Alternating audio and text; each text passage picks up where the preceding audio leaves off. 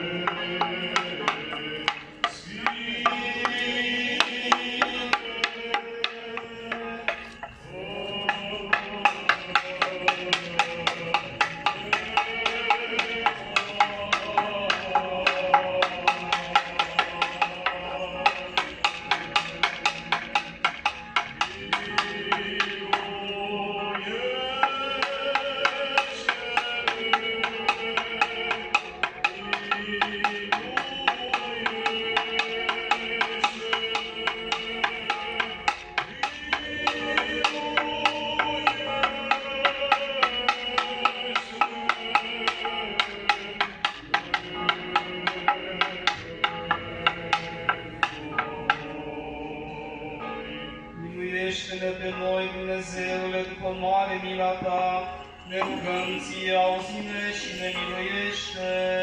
Doamne miluiește, Doamne miluiește, Doamne miluiește.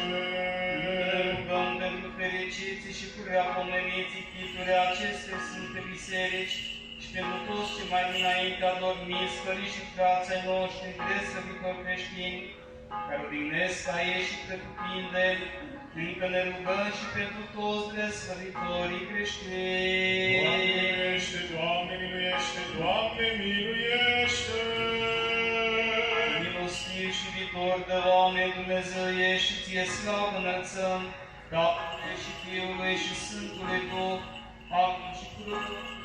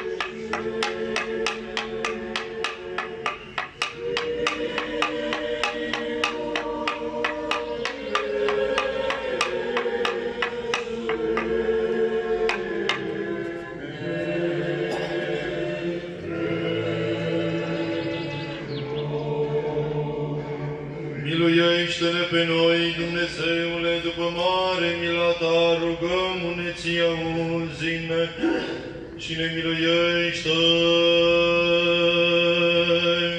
Doamne miluiește, Doamne miluiește, Doamne miluiește. Încă ne rugăm pentru frații noștri, ieromonah, preoților, diaconi, monași și monahii, și pentru toți și întru Hristos, frații noștri, încă ne rugăm și pentru toți, drept slăvitorii creștini. Doamne miluiește, Doamne miluiește, Doamne miluiește. Că milostiv și iubitor de oameni Dumnezeu ești, și Ție slavă înălțăm Tatălui și Fiului și Sfântului Duh, acum și pururia și în vecii vecilor. Amin.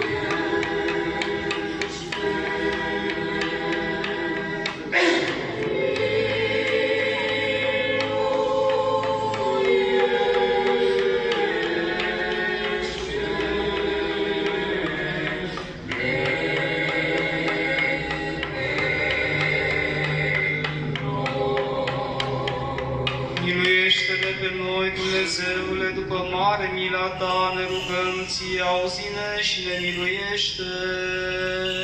Doamne miluiește, Doamne miluiește, Doamne miluiește. Încă ne rugăm pentru cei ce aduc daruri și fac bine în sfântă și pentru tot cinstită biserica aceasta, pentru cei ce se ostenesc, pentru cei ce cântă și pentru poporul care stă înainte și așteaptă de la tine mare și bogată milă. Doamne miluiește, Doamne miluiește, Doamne miluiește. Încă ne rugăm și pentru toți dreslăvitorii creștini. Doamne miluiește, Doamne miluiește, Doamne miluiește. Încă ne rugăm ca să se păzească în locașul acesta, orașul nostru, țara noastră, de toate orașele și satele, de ciumă, de foamete, de cutremur, de potop, de foc, de sabie, de nevălirea altor neamuri asupra noastră și de războiul cel dintre noi, pentru ca milostiv, blând și lezni, iertător să ne fie nou bunul și viitorul de oameni Dumnezeul nostru, să îndepărtezi, să împrăștie toată mânia care se pornește asupra noastră, să ne izbăvească pe noi de toată mustrarea lui cea dreaptă care este asupra noastră și să ne miluiască pe noi. Doamne miluiește, Doamne miluiește, Doamne miluiește. Auzi-ne pe noi, Dumnezeule, Mântuitorul nostru, nădejdea tuturor marginilor pământului și a celor ce sunt în mare departe, și milostive, Stăpâne, milostiv nouă față de păcatele noastre, și ne miluiește pe noi. Doamne miluiește, Doamne miluiește, Doamne miluiește. Că milostiv și iubitor de oameni Dumnezeu ești și ție slavă înălțăm, Tatălui și Fiului și Sfântului Duh, acum și pururea și în vecii vecilor. Amin.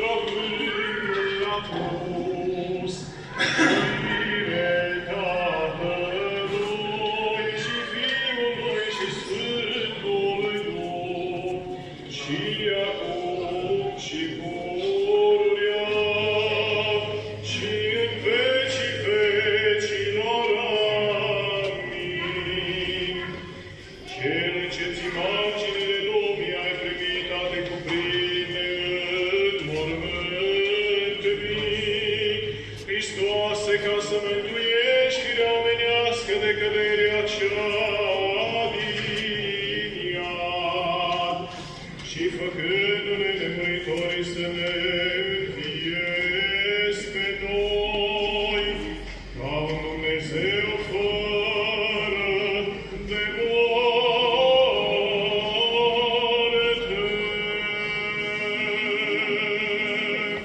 Înțelepciune să luăm aminte. Scoală-te, Doamne, ajută-ne noi și ne izbăvește pe noi pentru numele Tău. Dumnezeule, cu urechile noastre am auzit și părinții noștri ne-au spus nouă. Scoală-te, Doamne, ajută-ne nouă și ne izbăvește pe noi pentru numele Tău.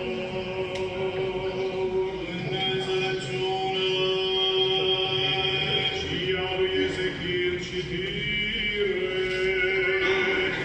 Să luăm aminte. O sta mâna Domnului peste mine și m-a dus Domnul cu Duhul și m-a așezat în mijlocul unui câmp plin de oase omenești și m-a purtat împrejurul lor. Dar iată, oasele acestea erau foarte multe pe fața pământului și foarte uscate. Și mi-a zis Domnul, Fiul omului, vor învia oare oasele acestea? Iar eu am zis, Dumnezeule, numai Tu știi aceasta. Domnul însă mi-a zis, prorocește asupra oaselor acestora și le zic, oase uscate, ascultați cuvântul Domnului, așa grăiește Domnul Dumnezeu oaselor acestora. Iată, eu voi face să intre în voi duc și veți învia. Voi pune pe voi vine și carne va crește pe voi, vă voi acoperi cu piele, voi face să intre în voi duc și veți învia și veți cunoaște că eu sunt Dumnezeu. Prorocit am deci cum mi se poruncise și când am prorocit, iată s-a făcut un sunet și o mișcare și oasele au început să se apropie fiecare os la înghetura sa. Și am privit și eu și iată era pe ele vine și crescuse carne și pielele acoperea pe deasupra, iar Duhul nu era în trânsele. Atunci mi-a zis Domnul, Fiul omului, prorocește Duhului, prorocește și zi Duhului. Așa grăiește Domnul Dumnezeu, Duhule, vino din cele 4 vânturi și suflă peste morții aceștia și vor învia. Deci am prorocit eu, cum mi se poruncise și a intrat în ei Duhul și i-au înviat și mulțime multă, foarte de oameni s-au ridicat pe picioarele lor. Și mi-a zis iarăși Domnul, Fiul omului, oasele acestea sunt toată casa lui Israel. Iată, ei zic, s-au uscat oasele noastre și nădejdea noastră a pierit. Suntem smulși din rădăcină. De aceea prorocește și le spune, așa grăiește Domnul Dumnezeu. Iată, eu voi deschide mormintele voastre și vă voi scoate pe voi poporul meu din mormintele voastre și vă voi duce în țara lui Israel. Astfel veți cunoaște că eu sunt Domnul, că voi deschide mormintele voastre și vă voi scoate pe voi poporul meu din mormintele voastre. Și voi pune în voi Duhul meu și veți învia și voi așeza în țara voastră. Și veți cunoaște că eu, Domnul, am zis aceasta și am văzut, zice Domnul.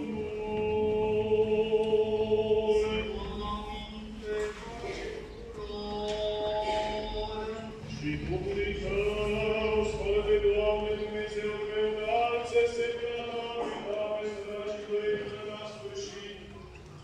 Lăudate voi, Doamne, din toată inima mea, spune voi toate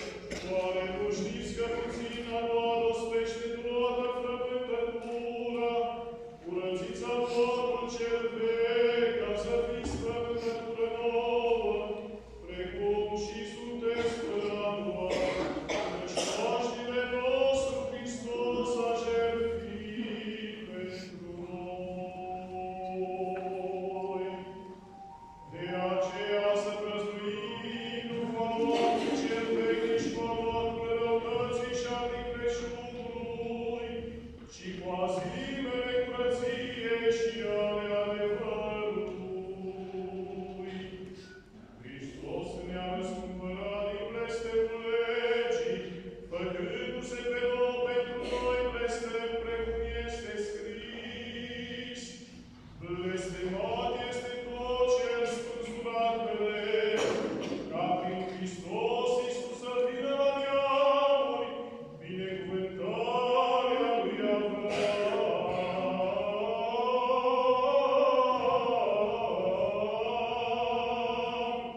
ca să primim prin credință făgăduința Duhului. Pace ție, cititorule! Să învieze Dumnezeu și să se risipească vrăjmașii lui și să pună de la fața lui cei ce urăsc pe dânsul, precum se împrăște fumul și mai este, precum se dobește ceara de la fața focului, așa să piară păcătoși de la fața lui Dumnezeu, iar drepții să se bucure. Aleluia, aleluia, aleluia. Înțelepciune drept să ascultăm Sfânta Evanghelie. Pace tuturor!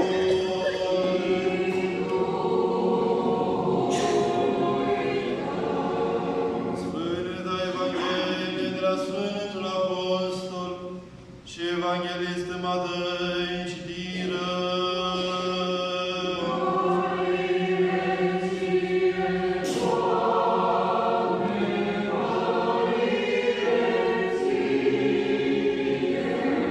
Să luăm aminte în ziua aceea, care este după vineri, s-au adunat arhierei și farisei la Pilat zicând: Stăpâne, ne-am adus aminte că amăgitorul acela a spus, fiind încă în viață, după 3 zile voi învia. Deci poruncește ca mormântul să fie păzit până a 3-a zi, ca nu cumva ucenicii lui să vină și să-l fure și să spună poporului: a înviat din morți, și va fi rătăcirea de pe urmă mai rea decât cea dintâi. Pilat le-a zis: aveți strajă, mergeți și întăriți, cum știți. Iar ei, ducându-se, au întărit mormântul cu strajă.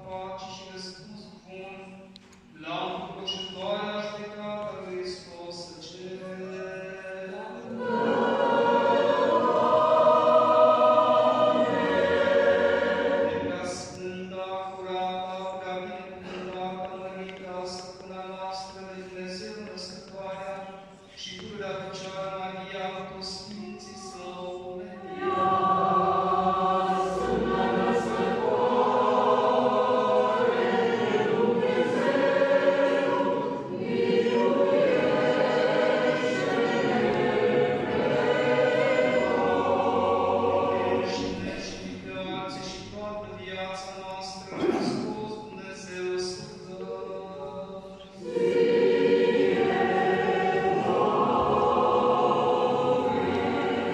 Dumnezeu în mine și în felul și în mine de oameni, ești și ție slavă înălțăm, Tatălui și Fiului și Sfântului Duh, acum și pururea și în veci vecilor. Înțelepciune.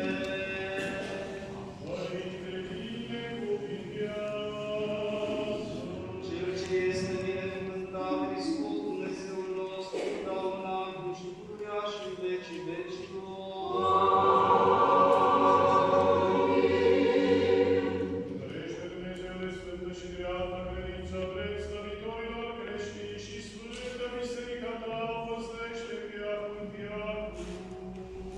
Prea Sfântă Născătoare de Dumnezeu, miluiește-ne pe noi. Ceea ce ești mai cinstită decât heruvimii și mai mărită fără de asemnare decât serafimii, care fără stricăciune pe Dumnezeu cuvântul ai născut, pe tine cea cu adevărat născătoare de Dumnezeu pe Marie. Mărire ție, Hristos, Dumnezeu, nădejdea noastră, mărire ție.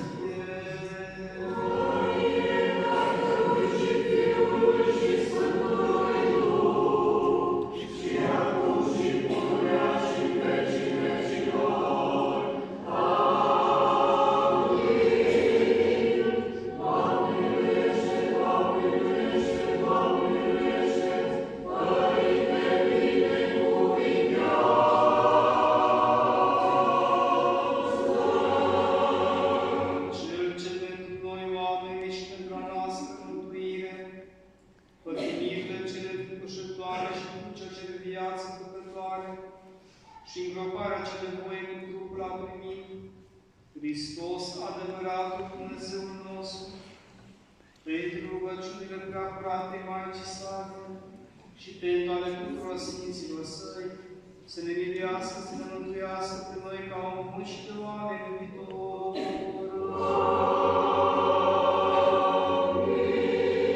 Pentru rugăciunile Sfinților Părinților noștri, Doamne, Iisuse Hristos, Dumnezeul nostru, miluiește-ne pe noi.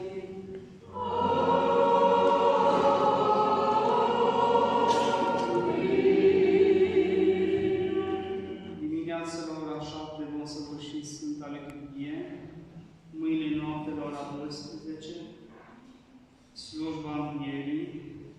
La sfârșit, cei care nu vă veți împărtăși la Sfânta Liturghie de duminică, veți primi Paștele cu pahare de unică folosință. Am avea o rugăminte pentru cei care pot. Mâine, după Sfânta Liturghie, veți mai face puțină curățenie. Dacă ați binevoit în preț de o oră, poate mai bine, să-mi dați o mână de ajutor, începând cu ora 9 dimineața. Dumnezeu să primească Sfânta Rugăciune, să-i binecuvânteze.